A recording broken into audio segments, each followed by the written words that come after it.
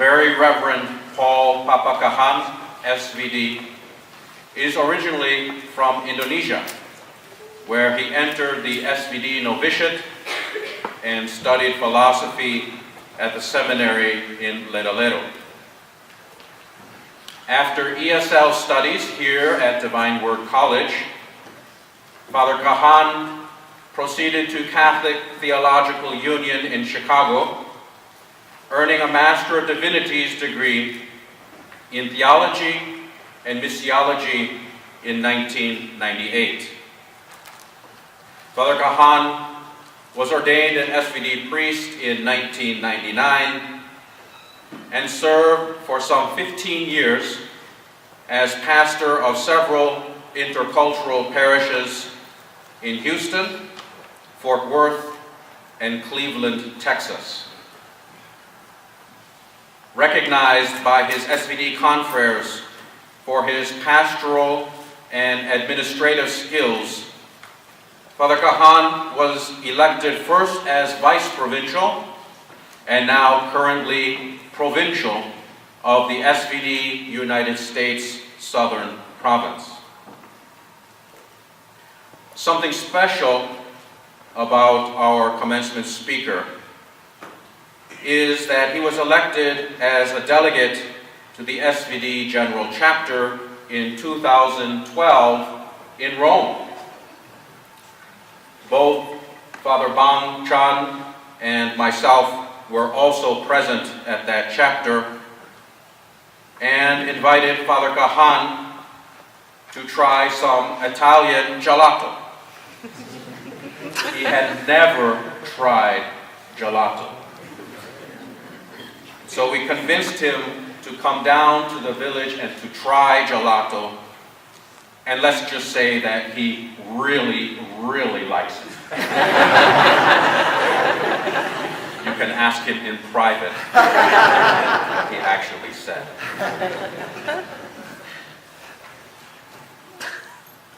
So I introduce to you Father Kahan.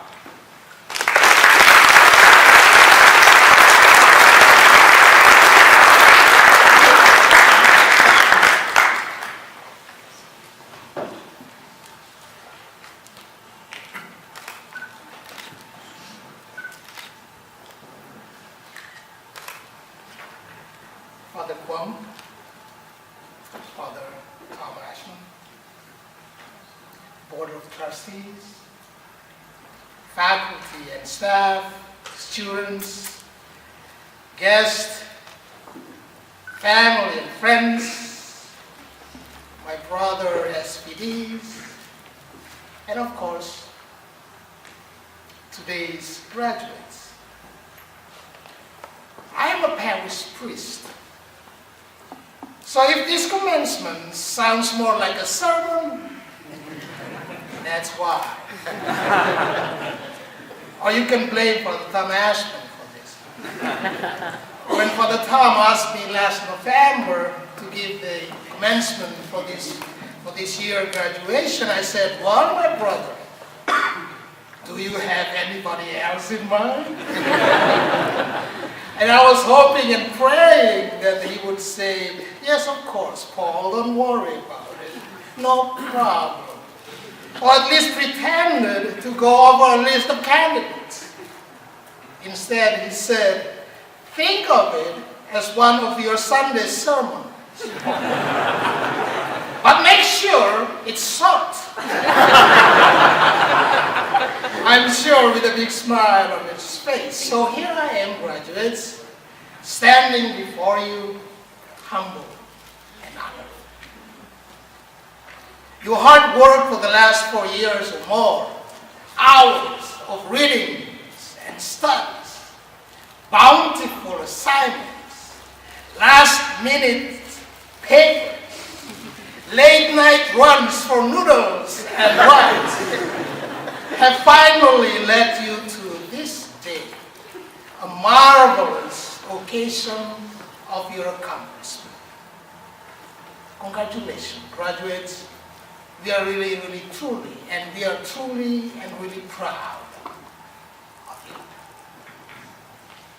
When I was at St. Rita Parish in Fort Worth, Texas, a family gave me a Christmas voucher for a 6-week pottery class at the local pottery studio owned by one of our parishioners, Hart Street Pottery, to help me relax, they said.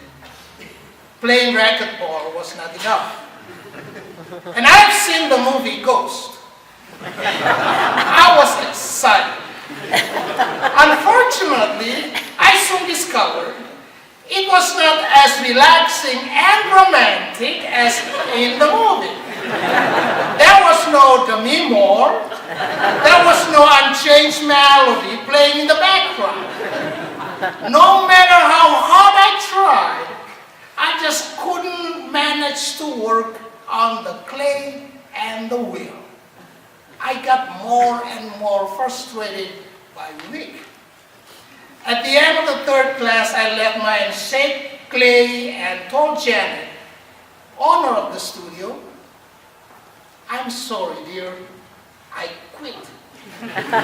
It's too stressful. I'm not coming back, I'm done.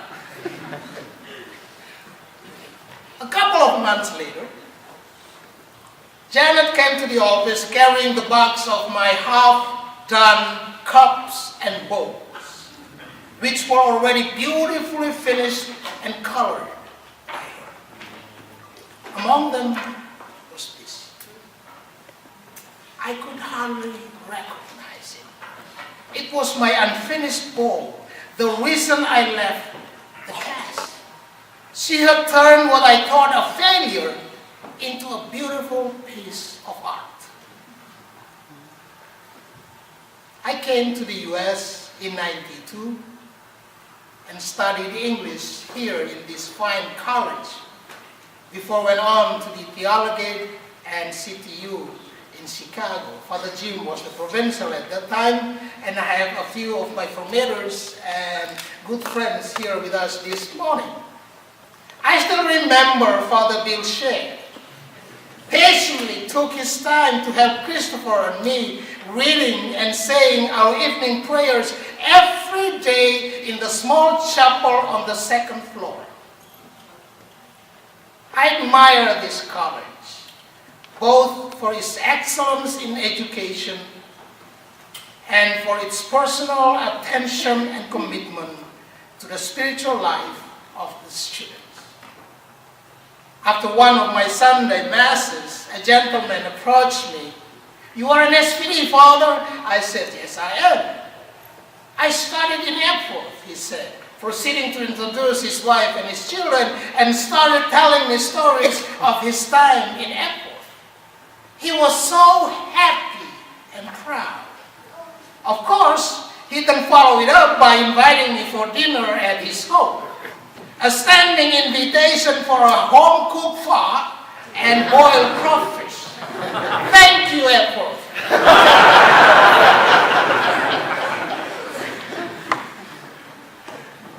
Graduates, you are no longer the same person you were when you first stepped foot in this holy place. You have been enriched with great education and plenty of meaningful activities. Your faith has been gradually molded and matured.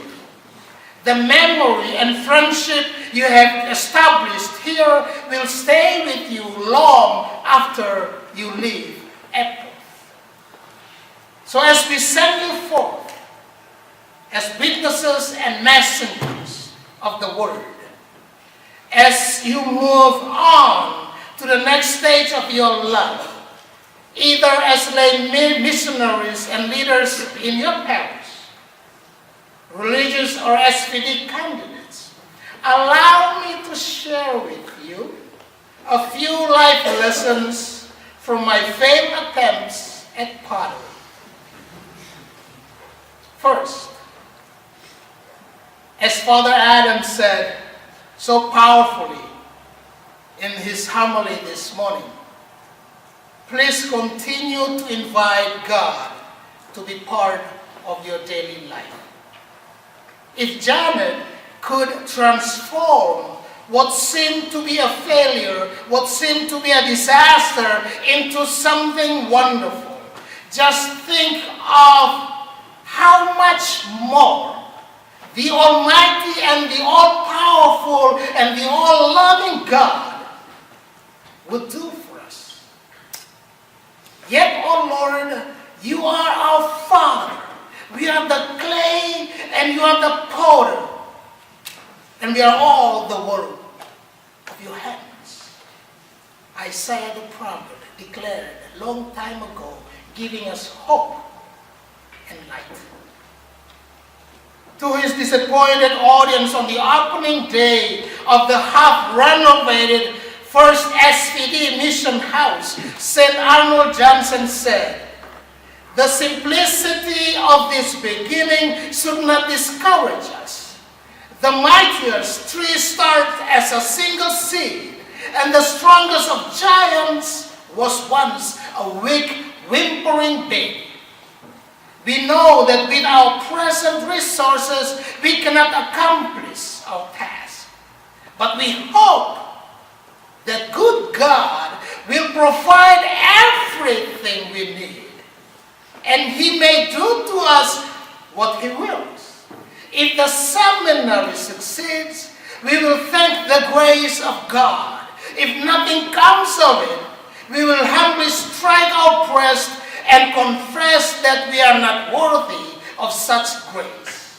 Fast forward to 2018, 143 years later, we are here with you graduates celebrating your graduation. With God, all things are possible. Jesus says in Matthew 19:26, with God, all things are possible. Don't underestimate the power of your witness. When Pope Francis approached the disfigured man, warmly embraced and kissed him, the world took notice. An Albanian nun left her convent and her teaching job to care for the poorest of the poor on the street of Calcutta. When she was canonized in 2016, thousands of Catholics and pilgrims from all around the world attended the celebration to honor her life and her work. We are entrusted with a series of great opportunity daily to make a positive impact in our community, in our church, in our world, on those we encounter. Steve Goodman, returning home to Chicago after visiting his wife's family in New Orleans, wrote about his experience of riding the train, Illinois Central. He then sang it to Arlo Guthrie. Arlo liked the song and recorded it. It became a huge hit. Willie Nelson picked it up and made it a country song and won the Grammy.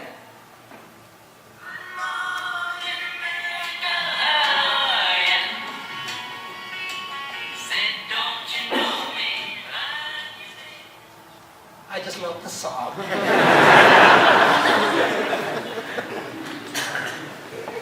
And yes, I do know who Willie Nelson and Arlo Guthrie are. We don't need to do much to inspire change, graduates, to make a difference. Sometimes all it takes is just a simple act of caring, of openness and welcoming, especially to the poor, neglected, and those considered the outsiders due to their gender, sexual orientation, religion, country of origin, and cultural background. Of having the courage to speak the truth despite the risk. Of standing up against ignorance, bias, prejudice, injustice, and violence towards certain minority groups because of their skin color. Prophetic dialogue is commonly known in the Escaldes family. I heard a quote once by Maya Angelou. People will forget what you said. People will forget what you did. But people will never forget how you made them feel. Second, be accountable.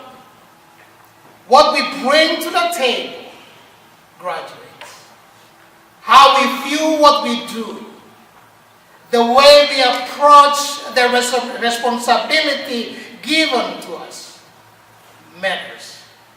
We cannot put a price tag on integrity. Practice what you preach, Padre, a parishioner told me once, joking. To assign blame, to bail when things become too hard, to give up at the first sign of trouble, to complain, to have a fit when things don't go our way is easy. But to take ownership of our actions, to embrace the consequences of our decision, that's the challenge. It is safe to say that graduating from Epworth, from this wonderful college, means that you have a solid foundation, graduates. Yet this foundation will only be as strong as your desire to continually keeping it up with the times, to constantly build upon what you have learned here, to make it relevant in your ministry and chosen profession. Our partners in ministry, our staff, our colleagues, our parishioners, at least the ones I've had the privilege of working with and serving, are devoted, confident, educated professionals and highly trained in their field. And we owe it to them and to ourselves as ministers and professionals to provide them with the best care they deserve. Being a foreign-born missionary working in the southern province, I'm well aware of the importance and the need to get to know the community I minister, which includes learning to speak the language well. In this case, English. If English is not your first language, graduates, and you're planning to work or minister here in this country, I would like to invite you as well to keep working on our English proficiency.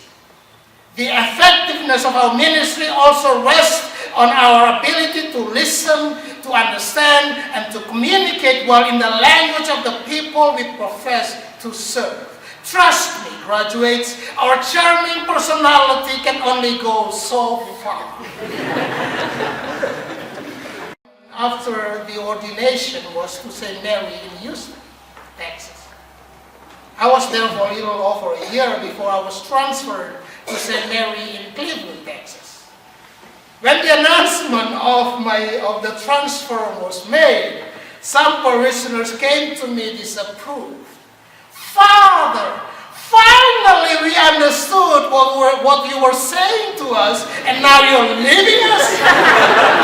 These were the same people, the same parishioners, my friends, who have been saying to me for almost a year, "Good job, Father, wonderful message." Finally we understood what you were saying. Now you're leaving us? Apparently, good job in English has different meaning. It could mean you were right, I agree, I could relate, you spoke to me, ditto, excellent.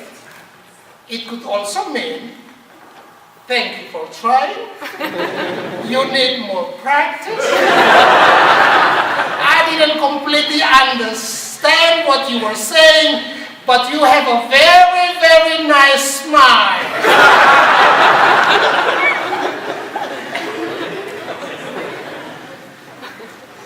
I've been here more than 20 years. I'm still learning.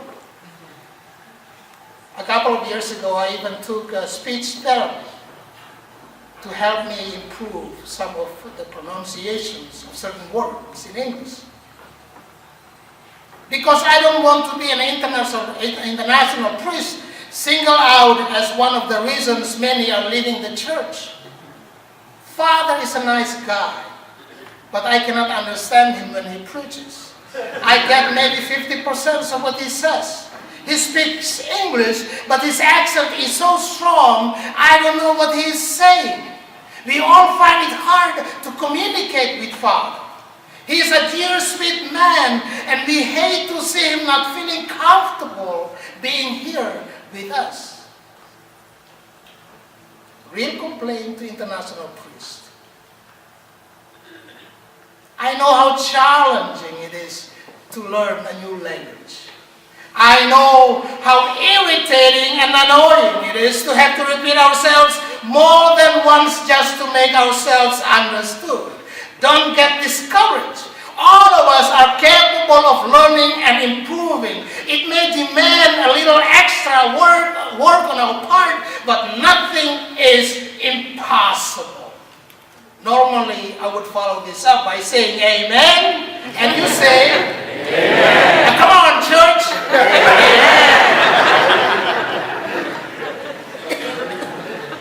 Third, have fun.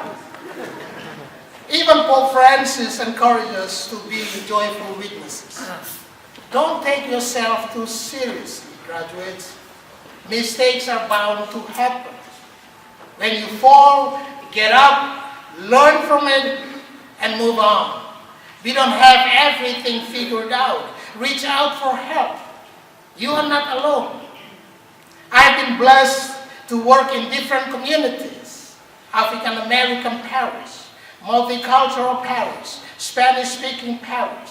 Regardless of the parish I'm ministering to, one thing remains true. Parishioners tend to appreciate a genuine, committed, and joyful priest. If you ever work and be with someone who is genuinely positive and excited about what they do, their passion is contagious. Now imagine working and being with someone who is unhappy, unappreciative, controlling, and negative. Graduates, you have been called by the word. Be faithful. Be committed. Don't forget to try to enjoy what you do regardless of the circumstances you may find yourself in. Again, graduates, congratulations, thank you, and God bless you.